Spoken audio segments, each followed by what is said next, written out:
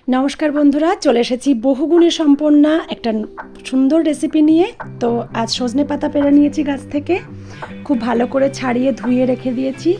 এবার তেলের মধ্যে শুকনো লঙ্কা, কালো জিরে, পেঁয়াজ ফোড়ন দিয়ে ভালো করে ভেজে তার মধ্যে গ্রেট করে রাখা আদা এবং রসুন, সেটাকেও ভালো করে ভেজে নিলাম। এর মধ্যে এবার দিয়ে দেবো কেটে রাখা আলুর টুকরোগুলো নুন হলুদ দিয়ে ভালো করে ভেজে নিয়ে তার মধ্যে দিয়ে দেবো ভিজিয়ে রাখা মুসুরির ডালটা 20 মিনিট মতন ভিজিয়ে রেখেছিলাম। ওটাকে দিয়ে একটু কষিয়ে তার মধ্যে জিরের গুঁড়ো আর ধনের গুঁড়ো দিয়ে আবারও একটু ভেজে নিয়ে সজনে পাতাগুলো দিয়ে দিলাম। সজনে পাতাটা বেশ কিছুক্ষণ ভালো করে নাড়াচাড়া করে হালকা জল দিয়ে আবার একটু নাড়াচাড়া ঢাকা দিয়ে রান্না করে নিলাম। তারপরে এর মধ্যে পরিমাণ মতন জল দিয়ে এটাকে সেদ্ধ করে নিলাম।